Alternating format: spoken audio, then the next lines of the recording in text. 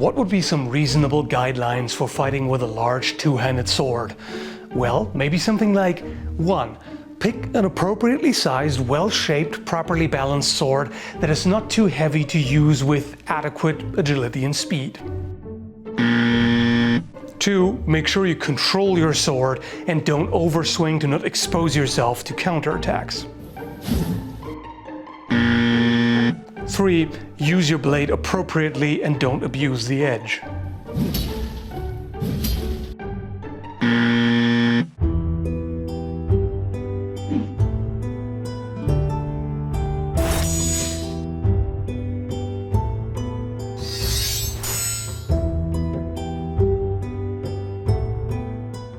So for the sheer fun factor, I can definitely appreciate colossal great swords and various other exaggerated, over-the-top, bombastic weapons in Elden Ring and the Dark Souls series in general.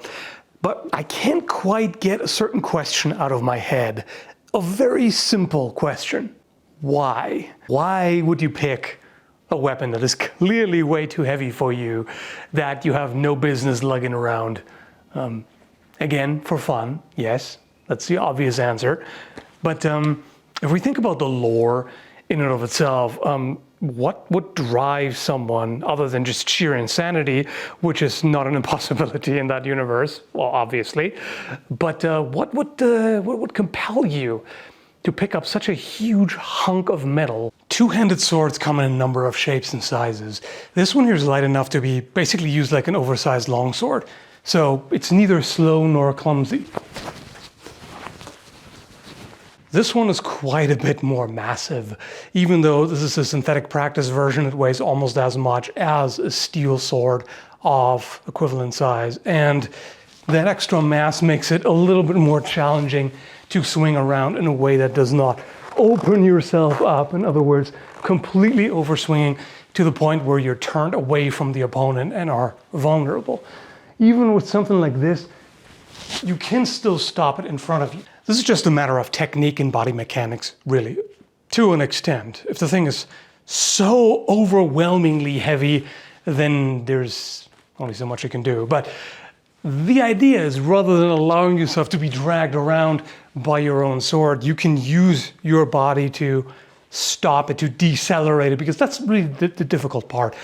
Accelerating it takes quite a bit of energy, but decelerating it is what is mainly difficult and exhausting. So instead of trying to stop it with just your arms, you can use your body to create a natural stop, so to speak. So if I swing like this, right here, as my front arm crosses my body, basically it hits my body, and that's about it. That's as far as it can go. Worst case scenario, if I don't have a good stance, I might be pulled forward a little bit, but it's not really that hard. In Dark Souls and Elden Ring, they also have a strategy for stopping the blade without having to exert more muscle power by slamming it into the ground.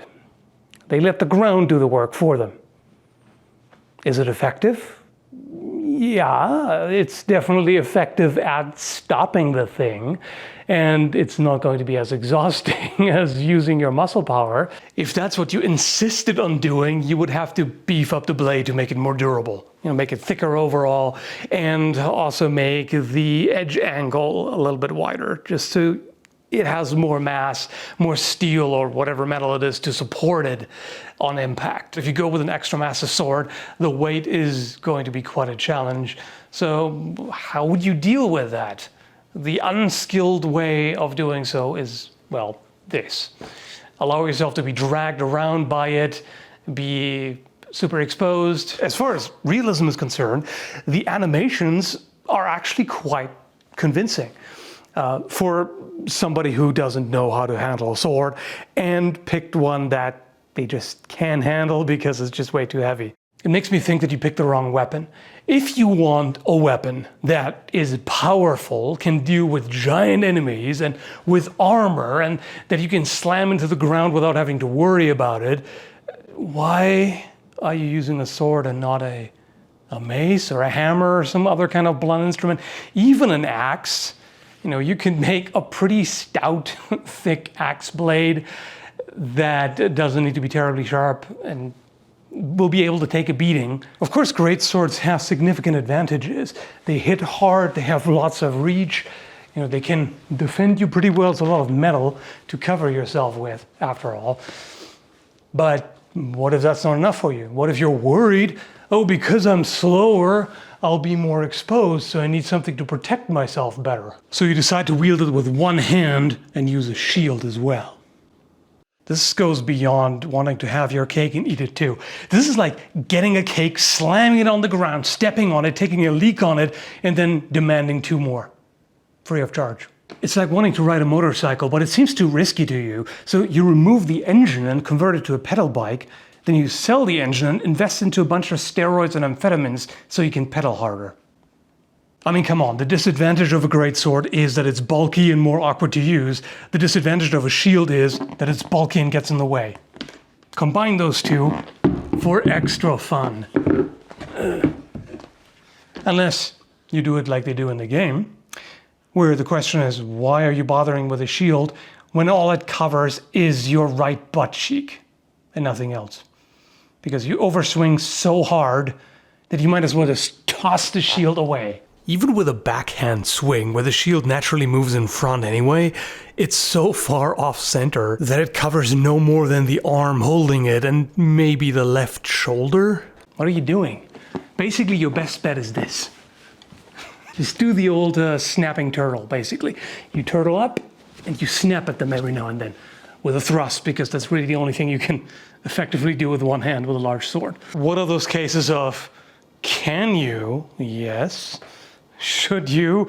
Absolutely no. For the most part, they don't really do what you generally want to do with heftier weapons, which is keep the momentum going. If swinging and stopping it either in a forward-oriented guard to threaten the opponent with a thrust and to cover yourself, or in low guard, if that's too hard because the weapon is too hefty, you can keep the momentum going and bring the sword back around. So instead of just cutting once, you cut, let it follow through, cut again. There are actually a few animations in the game like that. Sort of, just clumsier because they're wielding massive heaps of raw metal. Personally, I actually prefer magic shenanigans like this. Strains suspension of disbelief less, looks cooler too. Now, overthinking aside for a moment, if you try to implement particularly realistic greatsword techniques, it would probably be game-breaking. For gameplay balance, you just need more of a disadvantage. It's got to have some kind of a limit, which in this case is speed. And that applies to real life too, of course. It's just not quite as pronounced in the real world as it is in the game. If you have the space you need and the sword is not overly heavy, it is quite a significant advantage against a lot of other weapons. Simply because even if it takes you a little bit to recover after a swing and keep coming around for the next one, because you have such an enormous reach, it's also going to take your enemies a bit of time to move in. And so this is what makes it great against multiple attackers with single-handed swords, for example. This is the closest real-life sword fighting comes to the spinning tornado of death. There is actually some spinning involved in the use of a greatsword against multiple opponents. Again, makes perfect sense if you have to reorient yourself in different directions. So for gameplay balance, it makes perfect sense. And I like how the animations look because they look plausible. They're physically possible without some crazy kind of superpower. Maybe except the jumping attacks, they jump extremely high, but overall the way they move is possible in real life. It's not really advisable in terms of skilled swordsmanship, but absolutely doable, convincing, immersive, and yeah, not overpowered. Well, Elden Ring also straight up goes for the meme sometimes. Like an obvious guts-inspired sword, which moves about as clumsily as you would expect. And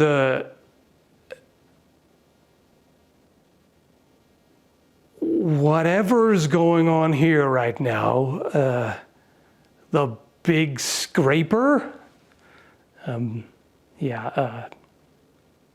have no words for that other than good on them for introducing a diverse variety of animations, I guess. So yeah, that's about all I've got. So hope you found this entertaining, interesting, whatever. Keep on gaming, and thanks for watching. Have a good one, folks. Surprise attack.